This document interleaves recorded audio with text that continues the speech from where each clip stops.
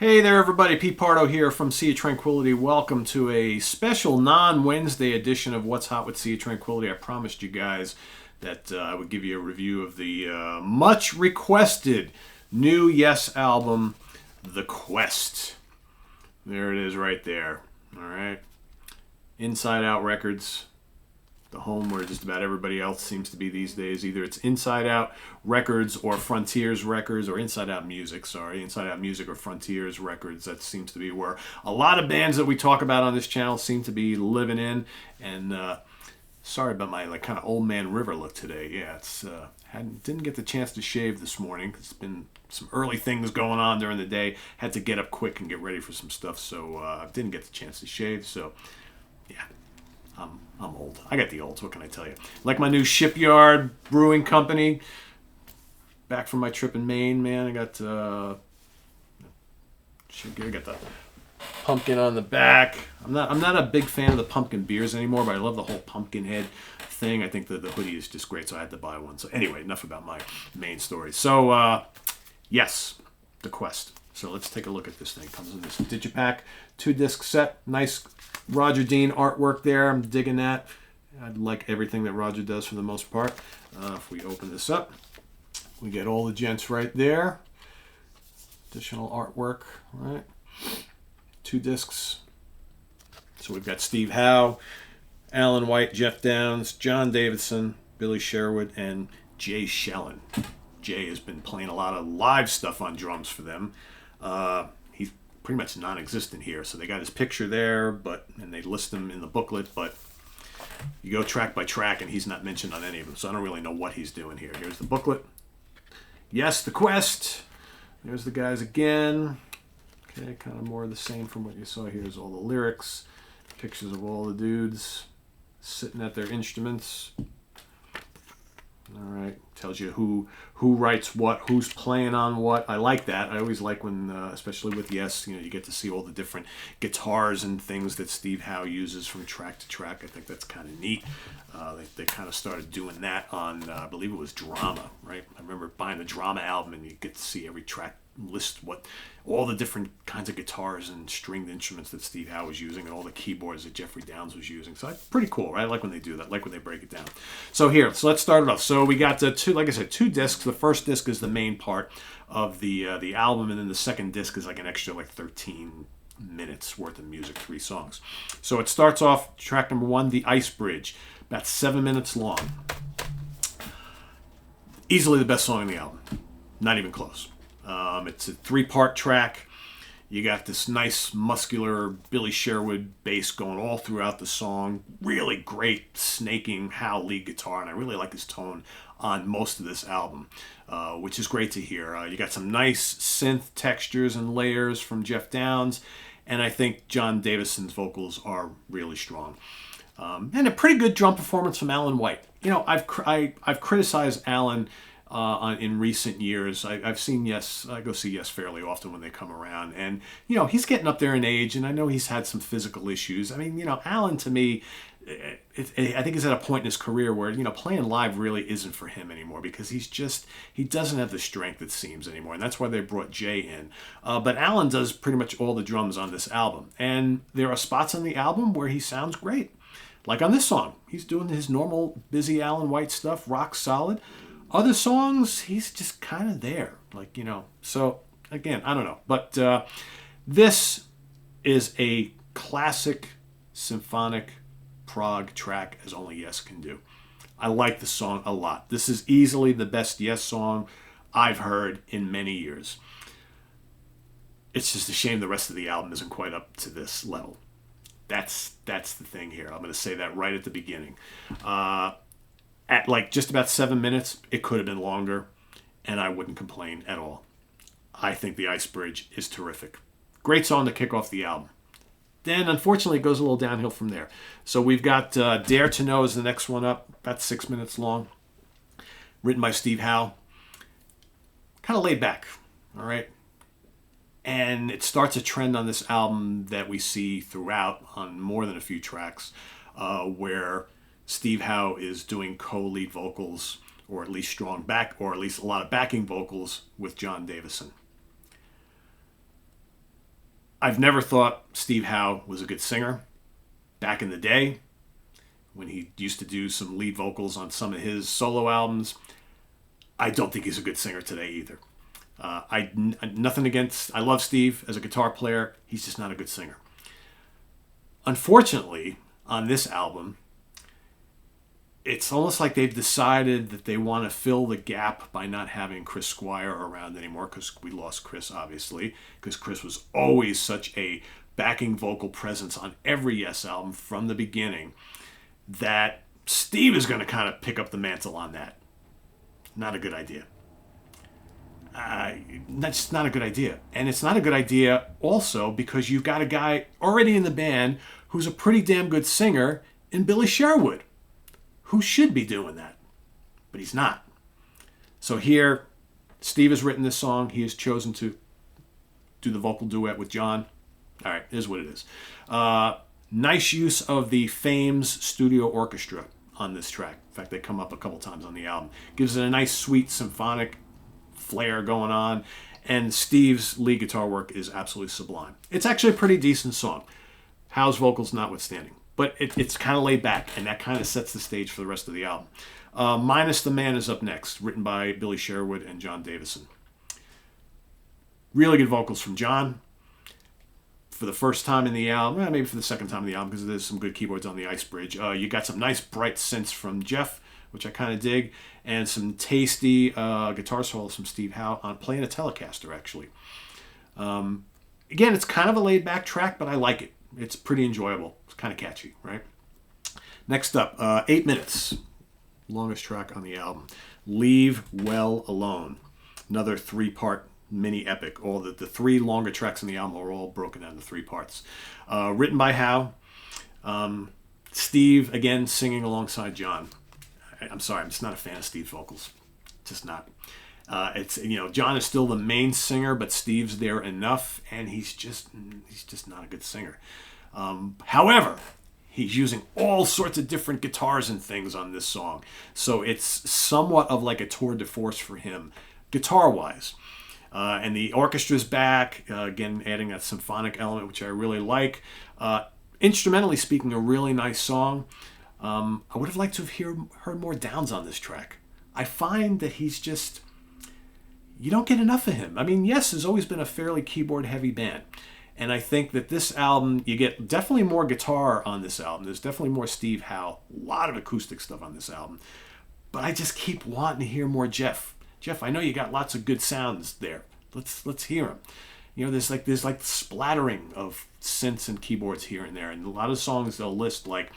Hammond organ and synths and piano and, Fender Rhodes. And then you listen to the track and you're like, where is all of it? I want to hear more. But otherwise, it's a pretty good track. But again, why aren't we utilizing Sherwood on the vocals? I don't know. Instead of Howe. I don't know. It's a trend that bugs me throughout the entire album. The Western Edge is up next. Another Davison Sherwood number. Here we do have Billy on backing vocals. It's where he should be on every song. Really great lead vocals from John Davison on this one. I mean, at times he sounds so much like a young John Anderson. It's crazy. This is very classic sounding, Yes. Layers of synths, a lot of good stuff from Jeff on this song. Wonderful Howe guitar work. The Western Edge, 2 thumbs up. Love it. Next track, Future Memories. John Davison wrote this one all by himself. No drums on this at all. So you don't get Alan, you don't get Jay, nobody. Just very gentle lead vocal work from John. Lots of acoustic guitars, pedal steel, fretless bass. Got a little organ from Jeff Downes. Pleasant enough song. Not one of my favorites on the album. It's kind of dreamy, kind of enjoyable pop, little folky flair. Yeah, it's okay. It's okay. It's decent enough, right? Music to My Ears, the next song. Another Steve Howe song. Again, sharing lead vocals with John. I'm going to stop talking about it because I think you already know my stance with it. Really cool silky bass lines from Billy. Plenty of great Howe guitars on a variety of instruments. I mean, he's all over this album. And the chorus is catchy. Overall, the song, though, is lacking a little energy. And that's, again, I'm going to go back to it. the Ice Bridge starts off the album on such a high note that the energy level just kind of drops off from there, which is kind of the issue I've had with like the last bunch of Yes albums. It's like you want a little bit more of, classic Yes always had these atmospheric moments and these big symphonic swells and then the more gentle, dreamy stuff, and I get it, but they also mixed in a lot of rockers too. And there's not a lot of rock on this album, but most of it is pretty good. Again, not using Billy on backing vocals here. It's almost like they're trying, like I said earlier, like they're trying to replicate the Chris Squire element, but instead they're using Howe and not Billy Sherwood. If you've listened to any of Billy Sherwood's many different side projects, he's a pretty decent singer, and he's got a very similar quality that Chris had on the vocals. I think that's always one of the reasons why they got along so well when they worked together in the past.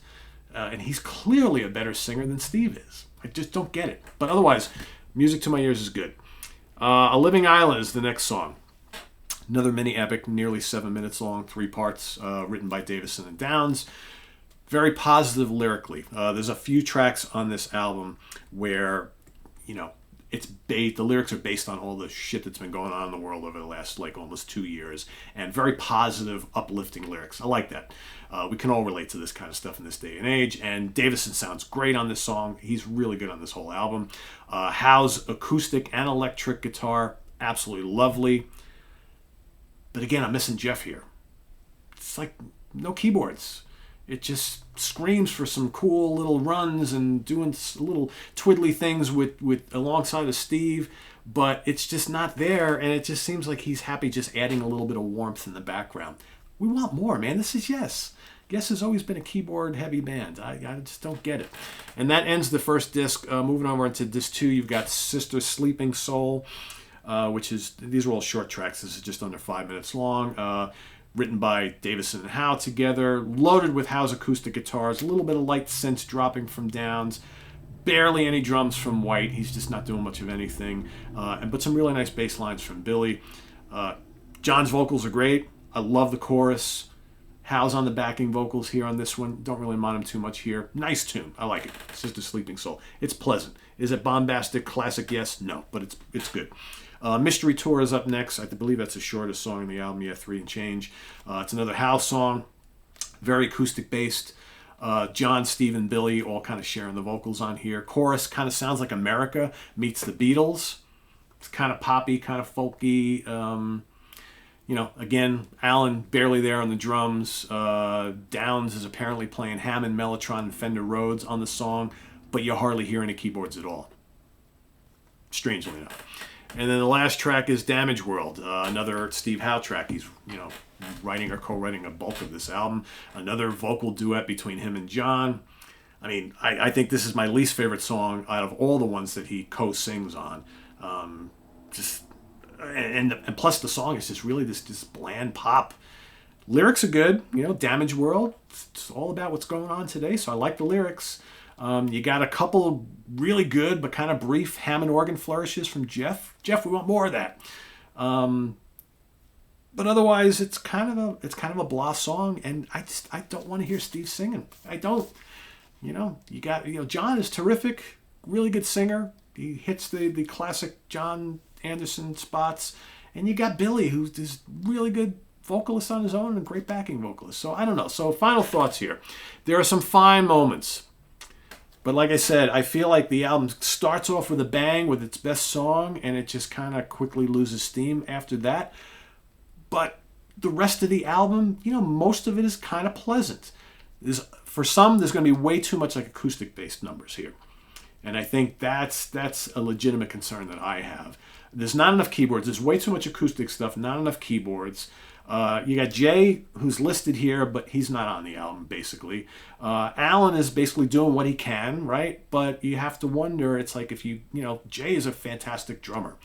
You have to wonder if some of these songs could have used a little oomph on the drums, right? Sherwood's bass is outstanding. I mean, he's a fine bass player. Why he's not singing more, I don't know. Steve Howe, though, on the guitars.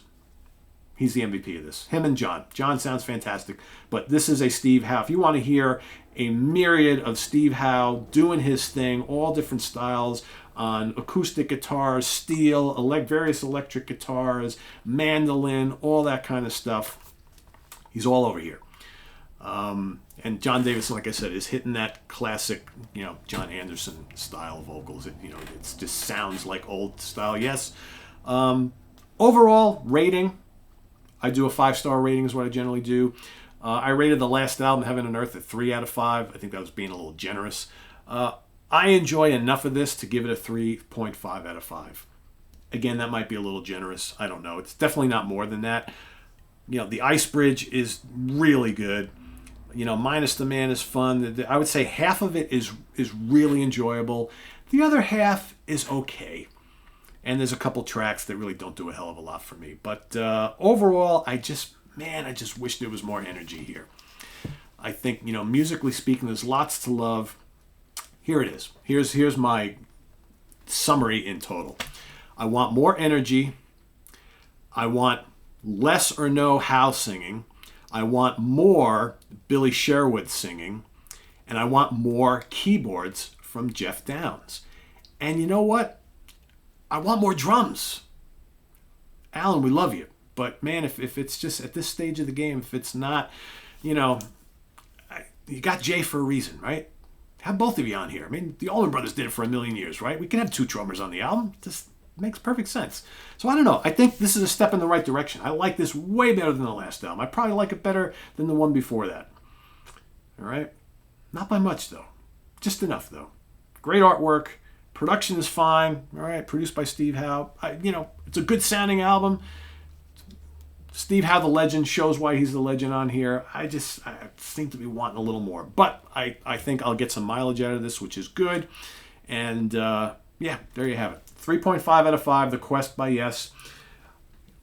It's enjoyable. It's not classic Yes, but it's enjoyable. And I think it's better than the last couple we've heard from them. I'd rather listen to this than listen to Close Your Eyes or Heaven and Earth, and there's probably a couple others in between. I don't even listen to the latter much at all anymore. Yeah. This has got some good stuff on it. I like it. So there you have it. Thanks for watching. Visit us on the web at www.seatranquility.org. We're on Facebook. We're on Twitter. Of course, we're here on YouTube all the damn time. Let us know what you think of the new Yes below. If you've been waiting all this time to hear me talk about it and you haven't gone out and bought it or listened to it, well, now you got some idea of what I think. And more importantly, go give it your own set of ears. Put your ears on it. I mean, it's like, I can give you my review on what I think, but I'm sure there's going to be a lot of people who love this a lot and, like it more than I do. I like it. I don't love it. And there's probably people who just absolutely don't like it at all, and that's fine, right? So I'm kind of like somewhere in the middle. It's like, I like it, don't love it. It's decent, all right? So, but let me know your thoughts, and visit us on the web at www.seatranquility.org. We're on Facebook, we're on Twitter, of course, we're here on YouTube all the damn time. Thanks for watching this special edition of What's Hot with Sea Tranquility on a non-Wednesday. I didn't want to wait another week because it took me like 3 weeks to get this in. Amazon took forever to get this to me, so I'm happy I finally got it, and I've been listening to it quite a bit. I've probably listened to this like 8 times already. So, and I'll continue to. But we got coming up next week, so we've got new Pat Metheny, new Santana, new Between the Buried and Me, new Glass Hammer. I think those are the ones I'm going to get to next week. But in the weeks coming, I've got new Lords of Black, new Gus G, new Udo. I might do new Udo next week. We've got new Tremonti. We've got new Progressive Souls Collective, new Altezia, new remix of Discipline Unfolded Like Staircase. What else we got here? Oh, man. All sorts of stuff. The amount of new stuff that's coming is crazy. I do want to... I know we've had a ton of people, maybe not a ton, but maybe a select few that have kept asking about the Why Not band, right? So I actually did go out and get 2 of their albums on CD, so at some point I'll be talking about those. I haven't even unwrapped them from the shrink wrap. They've been sitting here for like 2 weeks, so I'll get to them eventually. But all sorts of new stuff here. And, of course, new Marillion box set for Fugazi. That's coming up hopefully soon, too. Stephen Reed and I will be doing that together. So thanks for watching. Subscribe if you haven't already. Click on that notification bell so you get alerted of all of our content. We've also got the link to our Ko-Fi page below where you can make a donation to the channel to help us continuing to buy more of this stuff and upgrade equipment when need, buy movies for the Monsters Den, all this to help us continue to do what we do here. All of your donations are greatly appreciated. And the link to our merch page is also below. That also helps as well. So check that out, as well as seatranquility.org, the webzine that's celebrating 20 years this year. 23,000 plus reviews and going strong all these years. So thanks for watching. I am Pete. We'll see you all real soon. Take care. Bye-bye.